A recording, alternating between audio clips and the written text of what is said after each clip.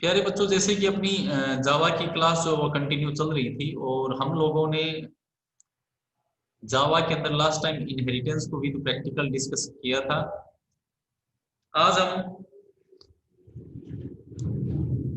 एक ऐसा ही important topic discuss करेंगे जिसमें हम इनहेरिटेंस का भी यूज करेंगे, कंस्ट्रक्टर का भी यूज करेंगे और साथ में हम लोग दो ब्लॉक का भी डिस्कस करेंगे। हो सकता है उन ब्लॉक का आपने अब तक डिस्कशन ना सुना हो। जी हाँ, मैं जिन ब्लॉक की बात कर रहा हूं ना, मैं सर हाँ बोलिए। सर एनसीसी वाला क्या है सर? एनसीसी, हाँ एनसीसी। सर अगर इसमें ऐसा है महेश कि जो स्टूडेंट फ्रेशर है, फर्स्ट ईयर का जो स्टूडेंट है ना, तो इसमें जो है वो 3 साल जो है वो रेगुलर होना जरूरी है। 3 साल जो है इसमें कैंप वगैरह कराएगा, तो इसलिए जो है वो हम्म, तीन जो फर्स्ट ईयर में, इस बार जो फर्स्ट ईयर में स्टूडेंट है ना, वो एनसीसी में हम्म, पार्टिसिपेट कर सकता है। सर हम नहीं कर सकते? और वो भी ऐसा नहीं है कि बस आपने फॉर्म भर दिया और एनसीसी मिल गई, ऐसा नहीं है। इसमें जो है वो रनिंग वगैरह होगी, फिजिकल टेस्ट वगैरह होगा, उसके बाद एनसीसी मिलेगी। सर वो तो पता है। एनीवे हम क्लास स्टार्ट करते हैं। हाँ, मैं ये कह रहा था कि आज जो है वो हम दो बहुत ही इंपॉर्टेंट ब्लॉक का डिस्कशन करेंगे। हो सकता है इससे पहले आपने उन ब्लॉक का नाम ना सुना हो। देखो बच्चों, आज जो हम जिन दो ब्लॉक के बारे में डिस्कशन करने जा रहे हैं, उनमें एक ब्लॉक तो है static initialisation block. Static initialisation block और दूसरा है आपका इंस्टेंस इनिशियलाइजेशन ब्लॉक। दूसरा कौन सा आपका? Instance initialisation block.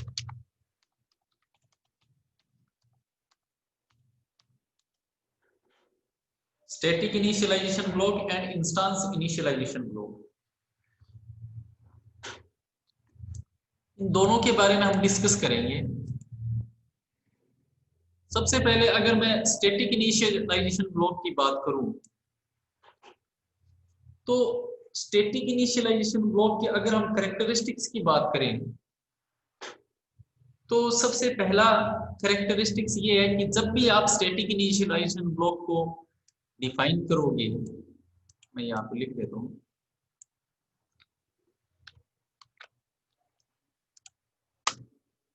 जब भी आप इस ब्लॉक को डिफाइन करोगे, तो सबसे पहला पॉइंट ये है कि आपको स्टैटिक कीवर्ड का यूज करना पड़ेगा।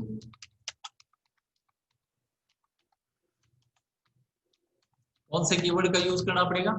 स्टैटिक कीवर्ड का यूज करना पड़ेगा। और ये जो ब्लॉक है, इस ब्लॉक के अंदर आप जो भी कोड दोगे, इस ब्लॉक के अंदर स्टैटिक ब्लॉक को डिफाइन करने के लिए आप स्टैटिक कीवर्ड का यूज करोगे, और इस ब्लॉक के अंदर आप जो भी कोड दोगे, वो कोड जैसे ही क्लास मेमोरी में लोड होगी, जैसे ही क्लास मेमोरी में लोड होगी, सबसे पहले यही ब्लॉक कॉल होगा। जैसे ही क्लास मेमोरी, जैसे आप प्रोग्राम को एग्जीक्यूट कराओगे, है ना, क्लास मेमोरी में लोड होगी। जैसे ही क्लास मेमोरी में लोड होगी, तो सबसे पहले एग्जीक्यूट होने वाला जो ब्लॉक है वो है स्टैटिक ब्लॉक। स्टैटिक ब्लॉक से पहले क्लास के अंदर कुछ भी एग्जीक्यूट नहीं होता। एक मिनट रुको।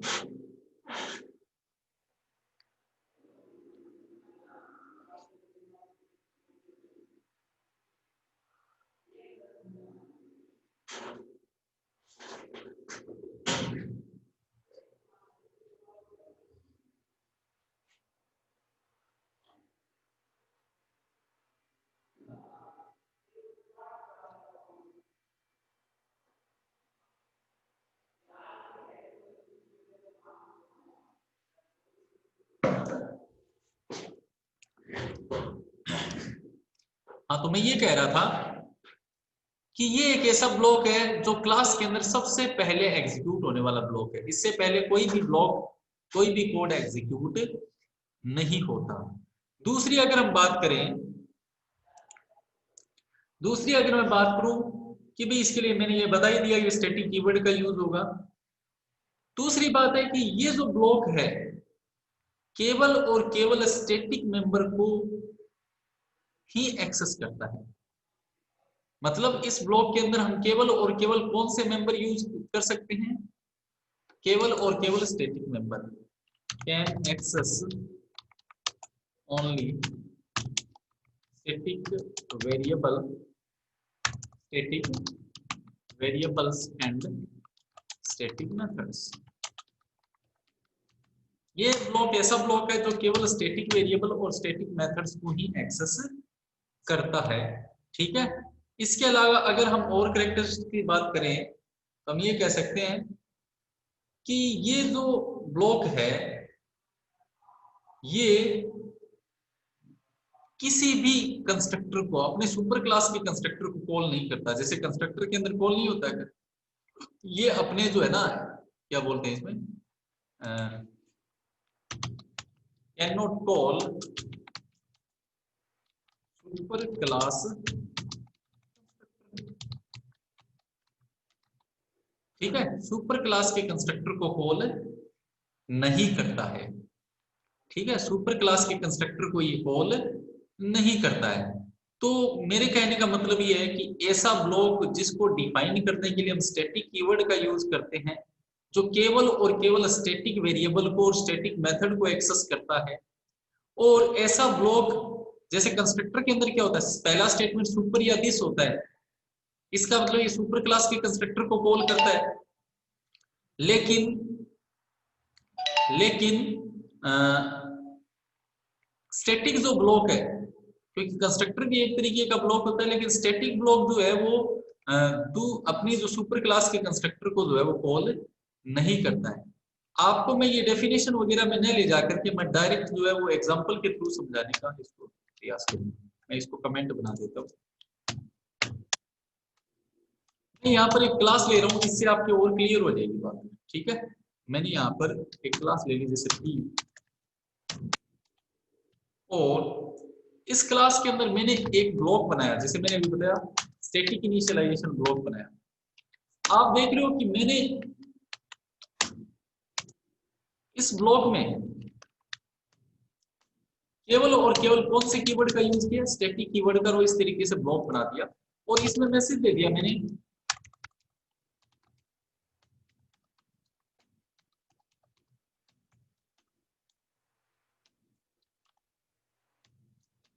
ऐसा ही, शॉर्टकट में लिख दिया स्टैटिक इनिशियलाइजेशन ब्लॉक। ओके, अब मैं इस क्लास के अंदर एक कंस्ट्रक्टर बना लेता हूं। ठीक है, जैसे मैंने डिफॉल्ट कंस्ट्रक्टर बना लिया। ठीक है, और इसमें मैंने मैसेज प्रिंट कर दिया सिस्टम और यहाँ पर मैंने मैसेज प्रिंट कर दिया। इस तरीके से मैसेज प्रिंट कर दिया। अब मैं इसके अंदर एक मेथड और बना लेता हूं। ठीक है, जैसे मैंने कहा पब्लिक मेन मेथड बना दिया।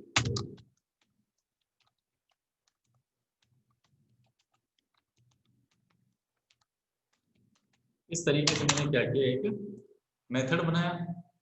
और मैं एक काम करता हूं, इस क्लास के अंदर एक फंक्शन और बना लेता हूं, मैं सॉरी मेथड बना लेता हूं, void demo।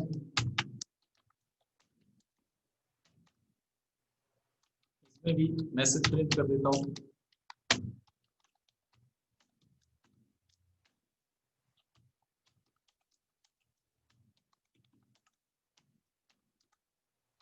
ठीक है, तो इस तरीके से आप देख रहे हो कि मैंने इस क्लास के अंदर एक स्टैटिक ब्लॉक लिया, एसआईबी ब्लॉक लिया, स्टैटिक इनिशियलाइजेशन ब्लॉक, एक कंस्ट्रक्टर लिया और एक मेथड लिया।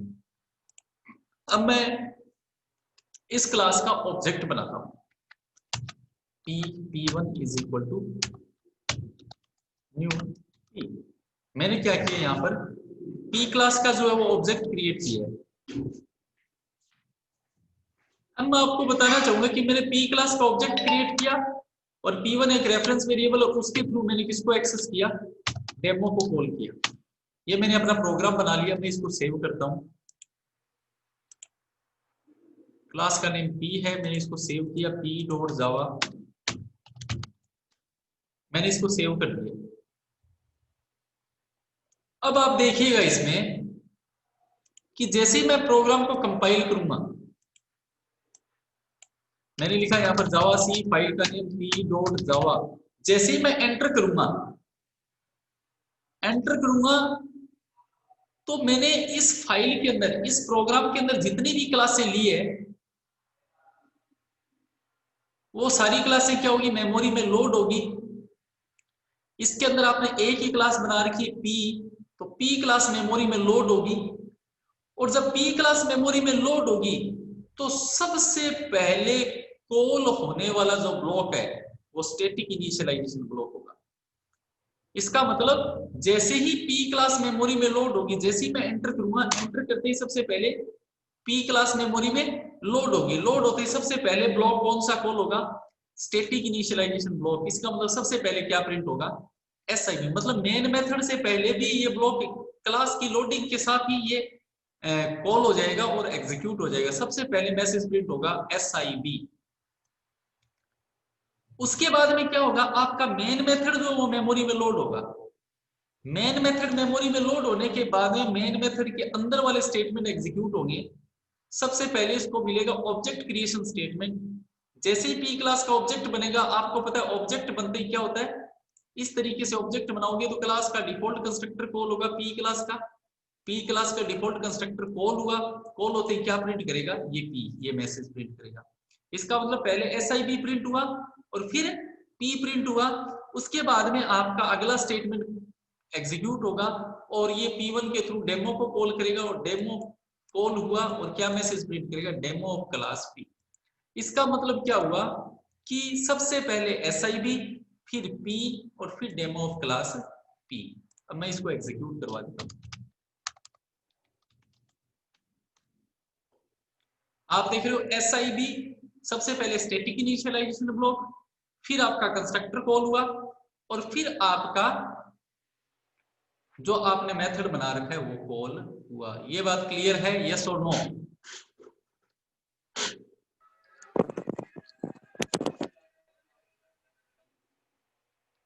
यस और नो, क्लियर है? सर ये लास्ट वाला बताना दोबारा सर। कौन सा? सर ये जो लास्ट में एग्जीक्यूट किया था ना आपने। देखो इसमें क्या है, मैंने आपको बताया कि इस क्लास के अंदर मैंने देखो क्या क्या ले रखा है। एक तो स्टैटिक इनिशियलाइजेशन ब्लॉक SIB ले रखा है, एक डिफॉल्ट कंस्ट्रक्टर ले रखा है और एक इस क्लास के अंदर मेथड बना रखा है डेमो नाम का। अब और एक इसके अंदर देखो, एक स्टैटिक ब्लॉक है, एक कंस्ट्रक्टर है, एक नॉन स्टैटिक मेथड है और एक आपका मेन मेथड है। ठीक है, और यहां पर आपकी क्लास फिनिश हो रही है। अब देखो जब मैं जैसे ही इस प्रोग्राम को कंपाइल करूंगा, जावा सी, फाइल का नाम p.java जैसे ही मैं लिखूंगा, आपका ये जो पूरी की पूरी जो क्लास है ये मेमोरी में लोड होगी। जैसे मेमोरी में लोड होगी, जैसे ये पी क्लास मेमोरी में लोड होगी, पी क्लास मेमोरी में लोड होने के साथ ही साथ सबसे पहले कौन सा ब्लॉक एग्जीक्यूट होगा, स्टैटिक ब्लॉक एग्जीक्यूट होगा और क्या प्रिंट कर देगा, SIB। इसलिए सबसे पहले क्या आ रहा है मैसेज, SIB। उसके बाद स्टैटिक ब्लॉक जैसे ही एग्जीक्यूट हो गया, क्लास मेमोरी में लोड होगी। क्लास मेमोरी में लोड होने के बाद में अब क्लास के अंदर जो ब्लॉक है वो एग्जीक्यूट होना स्टार्ट होंगे। तो सबसे पहले क्लास लोड होने के बाद में ये कौन सा मेथड लोड होगा, सबसे पहले कौन सा मेथड एग्जीक्यूट होगा, मैन मेथड एग्जीक्यूट होगा, क्योंकि main method is the entry point of Java program. तो मैन मेथड एग्जीक्यूट होगा। मैन मेथड एग्जीक्यूट होते ही अब ये अंदर आएगा और सबसे पहले इसको कौन सा स्टेटमेंट मिला, ऑब्जेक्ट क्रिएशन स्टेटमेंट मिला। ऑब्जेक्ट क्रिएशन स्टेटमेंट आपको पता है, जैसे ही ऑब्जेक्ट क्रिएट करोगे तो क्लास का डिफॉल्ट कंस्ट्रक्टर कॉल होगा। डिफॉल्ट कंस्ट्रक्टर ये रहा, ये कॉल हो जाएगा। ठीक है, ये कॉल होते ही क्या प्रिंट करेगा, ये मैसेज P प्रिंट करेगा। इसका मतलब पहले SIB, उसके बाद P, उसके बाद फिर वापस ऑब्जेक्ट क्रिएशन स्टेटमेंट के बाद में आगे बढ़ेगा और किसको कॉल करेगा, ये डेमो को कॉल करेगा। डेमो कॉल होगा, डेमो कॉल होते ही क्या मैसेज प्रिंट करेगा, डेमो ऑफ क्लास पी। इसका मतलब पहले SIB फिर P और फिर डेमो ऑफ क्लास P, और यहाँ पर आपका मेथड फिनिश, यहाँ पर आपकी क्लास फिनिश। ये बात क्लियर है? सर क्लियर है। आगे बढ़े। Yes sir. अब मैं स्टैटिक ब्लॉक के बारे में आपको एक बात और बताना चाहूंगा कि एक क्लास के अंदर एक ही स्टैटिक ब्लॉक लिया जा सकता है। एक क्लास के अंदर आप एक से ज्यादा स्टैटिक ब्लॉक नहीं ले सकते।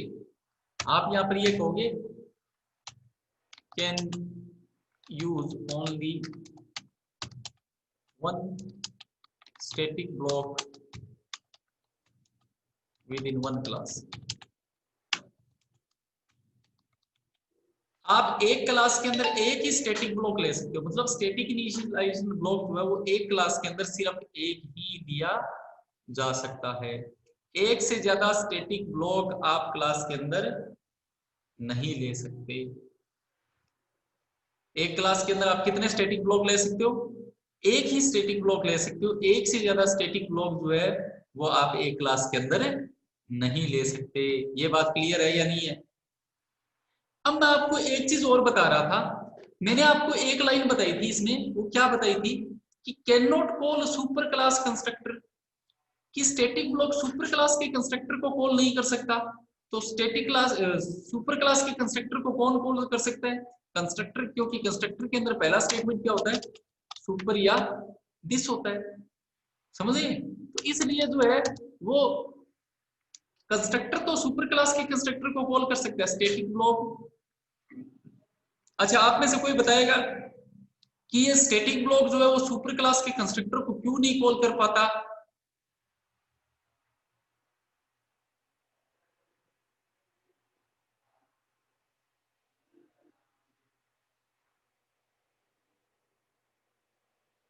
कंस्ट्रक्टर कॉल होने के लिए क्या कंडीशन है?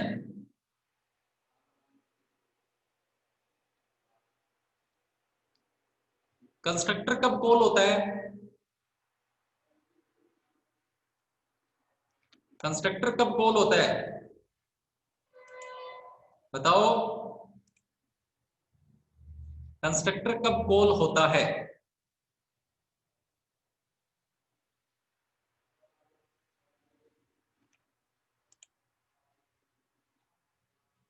बोलो, कुछ तो बोलो, कंस्ट्रक्टर कब कॉल होता है?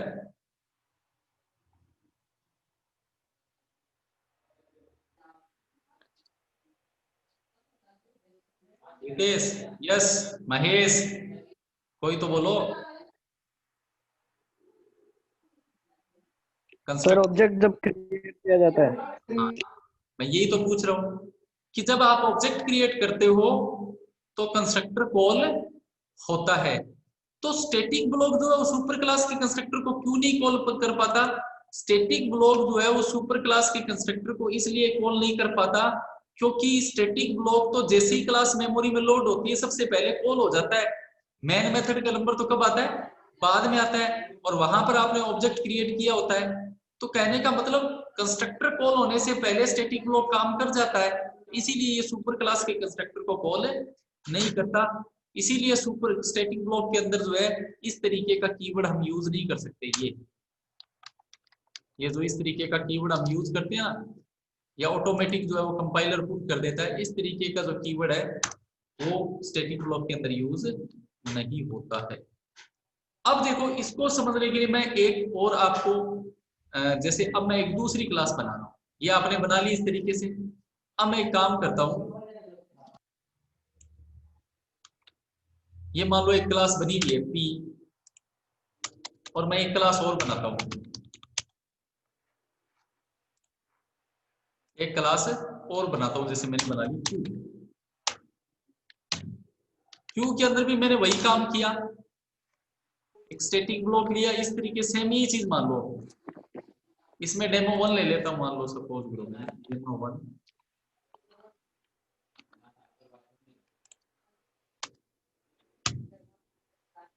डेमो 2 कर देता हूं, ठीक है। और यहाँ पर मैंने कंस्ट्रक्टर बनाया क्यू, और ये SIV2 ले लिया मैंने। फिर मैंने यहाँ पर इस क्यू क्लास के, ठीक है, या फिर मैं एक अलग ही क्लास ले लेता हूँ। अरे ऑडियो म्यूट करो। क्लास ले लेता हूँ, इसके अंदर सिर्फ क्या रहेगा, मैन मेथड रहेगा।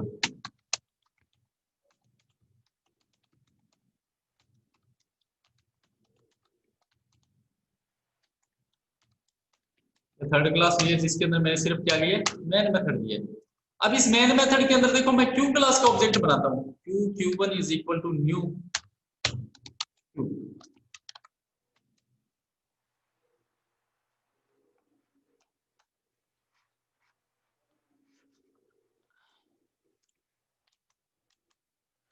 अब देखो मैंने इसको, मैं फॉन्ट थोड़ा सा छोटा करूं क्या, ताकि वन दिख जाए आपको।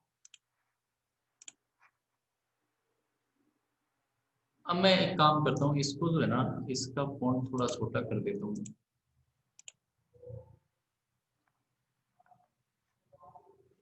दिख रहा है ना, दिख रहा है या नहीं दिख रहा? दिख रहा है सर।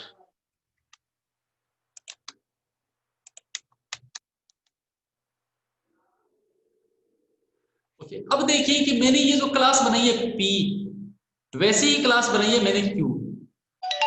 जैसे क्लास मैंने बनाई है पी, वैसे ही क्लास क्यू है। जैसे पी क्लास के अंदर एक स्टैटिक ब्लॉक जो SIB1 मैसेज प्रिंट कर रहा है, एक कंस्ट्रक्टर पी क्लास का जो पी प्रिंट कर रहा है, और एक डेमो1 जो ये प्रिंट कर रहा है कि डेमो1 of class P. Same Q के अंदर भी यही लिए, एक स्टैटिक ब्लॉक जो SIB2 प्रिंट कर रहा है, एक कंस्ट्रक्टर जो क्यू प्रिंट कर रहा है, और एक डेमो2 जो प्रिंट कर रहा है डेमो2 ऑफ क्लास क्यू।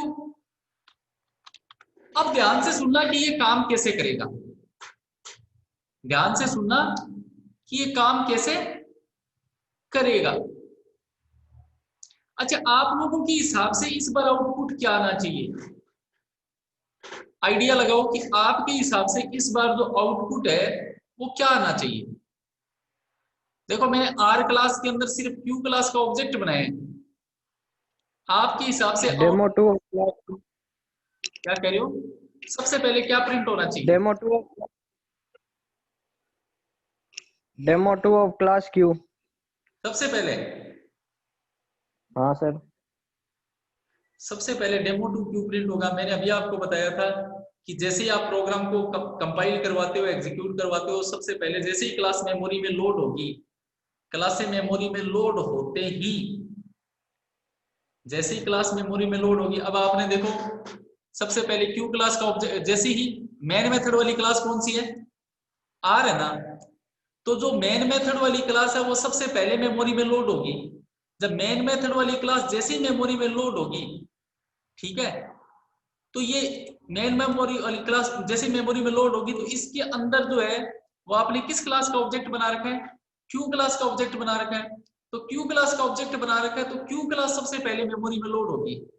आर के बाद कौन सी क्लास मेमोरी में लोड होगी? क्यू क्लास मेमोरी में लोड होगी। क्यू क्लास के अंदर आपने स्टैटिक ब्लॉक कौन सा ले रखा है? SIB2। मैं एक बार इसका आउटपुट आपको दिखा देता हूं। CLS लगाया, क्लियर स्क्रीन होगी। जावा सी, फाइल का नेम है क्यू डॉट, सॉरी फाइल का नाम, मेन मेथड वाली क्लास कौन सी? आर। सॉरी मैंने इसको सेव ही नहीं किया, सेव एज कर देता हूँ। मेन मेथड वाली कौन सी क्लास है? आर है ना, तो मैं इसको सेव करूंगा, आर डॉट जावा।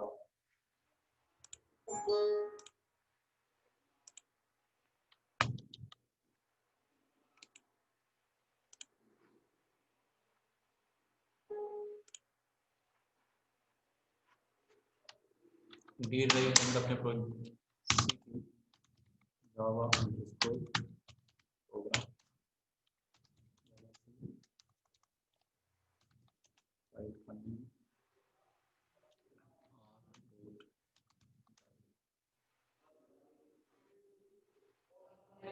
सर इसको सेंटर में करना। जावा सी आर डॉट जावा और जावा आर।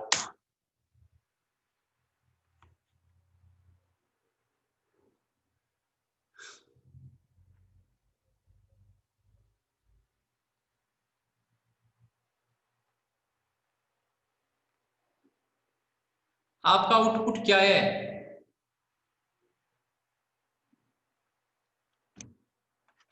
एक मिनट में Q1 डॉट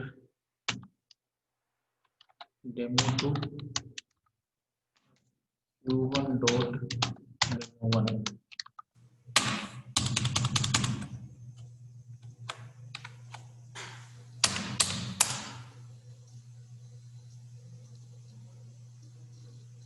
क्या हो गया?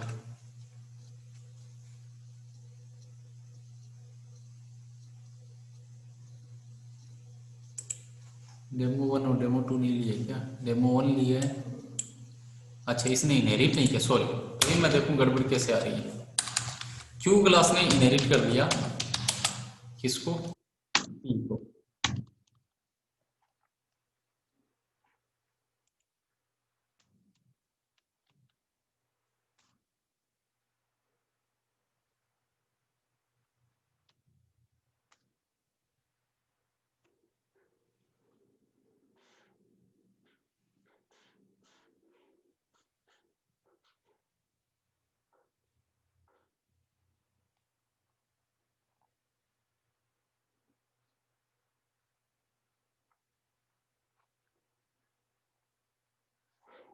आप जो आउटपुट देख पा रहे हो वो क्या देख पा रहे हो कि सबसे पहले क्या हो रहा है?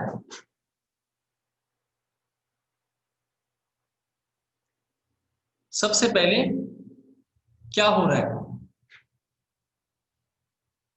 दोबारा से रन करवाता हूं मैं इसको।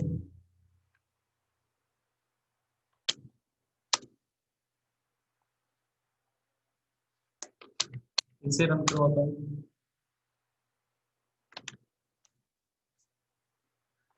आप देख रहे हो कि सबसे पहले इनके अंदर दोनों क्लासों के SIB ब्लॉक एग्जीक्यूट हुए। सबसे पहले कौन एग्जीक्यूट हुए?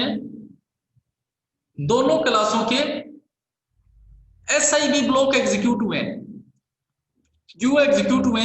मैंने अभी आपको बताया था कि जैसे ही आप प्रोग्राम को एग्जीक्यूट करवाते हो, जैसे ही आप प्रोग्राम को एग्जीक्यूट कराओगे तो आपके प्रोग्राम के अंदर जितनी भी क्लासें हैं वो मेमोरी में लोड होगी। जब आपकी क्लासें मेमोरी में लोड होगी तो उन क्लासों के जैसे ही लोड होगी, लोड होते ही उनके अंदर जो स्टैटिक इनिशियलाइजेशन ब्लॉक है, जिसमें या स्टैटिक ब्लॉक कह सकता हूं, जो स्टैटिक ब्लॉक है वो सबसे पहले एग्जीक्यूट होंगे। तो आप देख रहे हो कि आपके इस प्रोग्राम के अंदर कितनी क्लासें हैं? एक R है, एक आपकी Q क्लास है जो P को इनहेरिट कर रही है, और एक आपकी P क्लास है। तो आप देख रहे हो कि सबसे पेरेंट क्लास कौन सी है? P है, और Q क्या है? इसकी चाइल्ड क्लास है। तो पहले पेरेंट आया या चाइल्ड आया? पहले पेरेंट आया ना। तो इसका मतलब ये हुआ कि जैसे आप प्रोग्राम को एग्जीक्यूट करवाओगे तो ये तीनों क्लासें मेमोरी में लोड होगी, और जब ये क्लासें मेमोरी में लोड होगी तो सबसे पहली क्लास जो P है वो मेमोरी में लोड होगी। लोड होते ही इसका जो स्टैटिक ब्लॉक है वो सबसे पहले एग्जीक्यूट होगा और आपको प्रिंट होगा SIB1।